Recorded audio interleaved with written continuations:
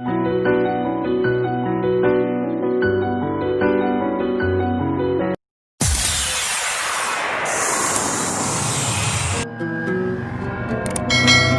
दोस्तों आज हम बात करने वाले हैं क्लास 6 इतिहास चैप्टर 1 के अंतर्गत दिए गए मैप पर। और इस मैप में बहुत सारे इंपॉर्टेंट फैक्ट्स हैं जो कि प्रत्येक कॉम्पिटिटिव एग्जाम की दृष्टि से इंपॉर्टेंट है। बहुत कुछ सीखने को यहाँ पे आपको मिलेगा। इस वीडियो को लास्ट तक जरूर देखिए, बहुत इंपॉर्टेंट है आपके लिए। तो देखिए हम बात कर रहे थे चैप्टर 1 में किरथर और सुलेमान की पहाड़ियों पर, ठीक है। तो अब यहाँ पे देखिए किरथर और सुलेमान की पहाड़ियाँ कहाँ पे पड़ रही हैं। ये यहाँ पे हो गया इंडिया की सीमा, ये जो पाकिस्तान से लग रही है, ठीक है। तो इसके यहाँ से देखिए उत्तर पश्चिम में, ठीक है, ये हो गया उत्तर, ये हो गया पश्चिम। तो उत्तर पश्चिम में पड़ रही है पाकिस्तानी क्षेत्र में किरथर और सुलेमान की पहाड़ियाँ। यहाँ के जस्ट देखिए, यहाँ पे मैं इसको कर देता हूँ डिलीट। तो यहाँ से देखिए जो ये वाला क्षेत्र है इससे थोड़ा ऊपर यहाँ पे बोलन नदी पड़ रहा है, यानी बलूचिस्तान पड़ रहा है। और बलूचिस्तान बोलन नदी के तट पर है, इतना आप सभी जानते हो। और यहीं के आसपास में है बोलन दर्रा।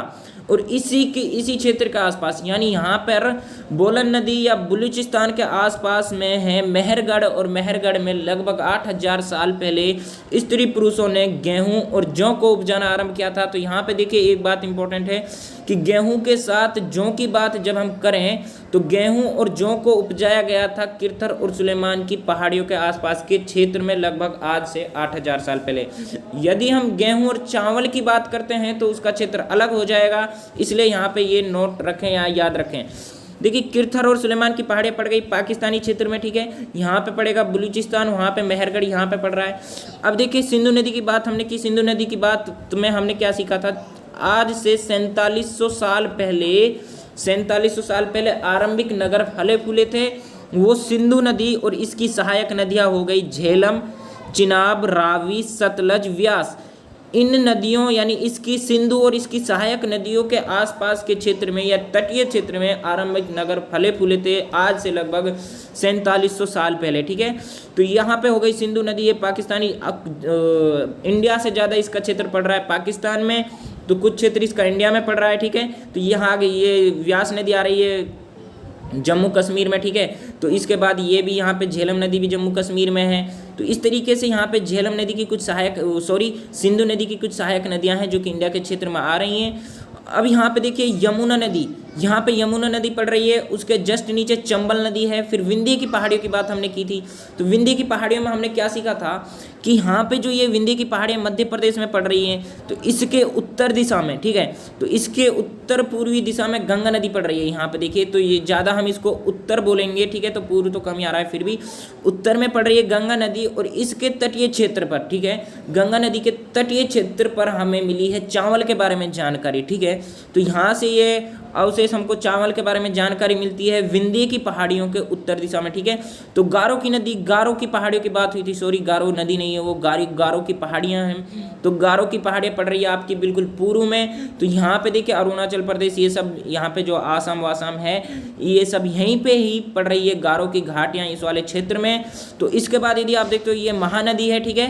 तो ये कौन सी नदी हो गई, ये महानदी है, ये यहाँ से निकल रही है, यहाँ जा रही है। इसके बाद गोदावरी हो गई, ठीक है। इसके नीचे ताप्ती है, ठीक है, ताप्ती से ऊपर हो गई सतपुड़ा, ठीक है। उसके बाद नर्मदा नदी, नर्मदा नदी पे क्या हुआ था, कई लाख वर्ष पूर्व लोग आकर रह रहे थे, यहाँ पे बस गए थे, यानी एक तरीके से यहाँ के आसपास के क्षेत्र में वो क्या कर रहे थे, अपना भोजन एकत्रित कर रहे थे और आखेट कर रहे थे। तो वो यही क्षेत्र है, यहाँ से ही आरंभिक मानव की शुरुआत होती है। आज से कई लाख वर्ष की बात हम कर रहे हैं, नर्मदा नदी।